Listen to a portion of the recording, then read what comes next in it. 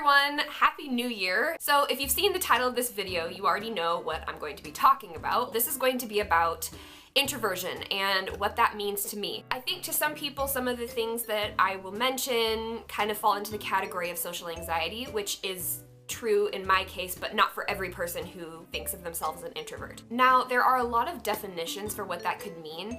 Some people see themselves on far one end of the spectrum, which would be real hardcore introvert, prefers their alone time. The other opposite end of the spectrum is extroversion. And extroverts are the ones who get energy from people. That tends to be the two ends of this spectrum. And you can identify anywhere along that line. I just call myself an introvert. Let's talk about some of the things that qualifies in my mind as what makes me an introvert. I don't like to answer the door. I'll be minding my own business, either, washing dishes or just hanging out in the house somewhere. And all of a sudden, I will hear a knock at the door. Most people would hear the knock and go answer the door because that's what you do. But yeah, I tend to kind of run away and hide. Now, if someone else is there, I just kind of look at them with wide eyes and hope that they get the message, which they usually do. Thank you, Chloe. Yeah, I can't answer the door. It's pretty pathetic.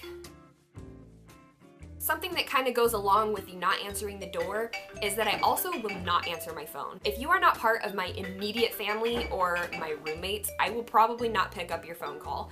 And it's not because I hate you, it is because I simply cannot pick up the phone. So I always wait for it to go to voicemail and then either text the person or listen to the voicemail. I despise picking up calls or calling people. I get really anxious about it, so not a fan. Speaking of people calling me, I also do that really not so great human thing where I tell a little white lie here and there about my schedule.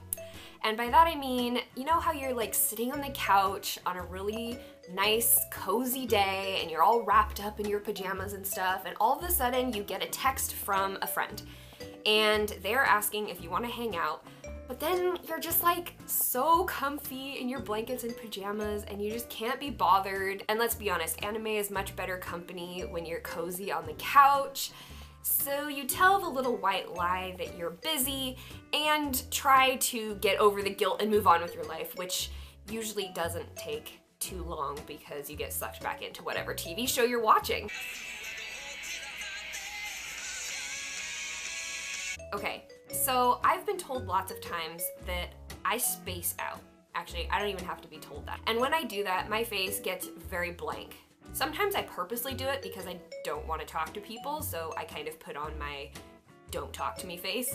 But mostly what I'm talking about is during classes, I will completely space out, and it doesn't even have to be like resting bitch face, it's just blank stare. You know when your professor is talking at the front of the room and you're just, watching them and you are trying to take good notes because you'll probably be getting tested on it later, but your mind starts to wander and your brain is thinking about all of the things besides what the professor is talking about, such as, what it would be like to have a dog, to how annoying the person's voice is next to you, to what you had for breakfast the day before yesterday. Not that it actually matters, but also it's good to remember. But then you realize that you have a really bad memory, and then you wonder what went wrong. Did you get dropped as a baby, or did you get into some sort of weird fist fight that totally knocked your brains out? Does that even happen? You see that sort of thing happen in animes all the time, where you get punched in the face and the force of the punch sends the person backwards and actually like dents a wall or something.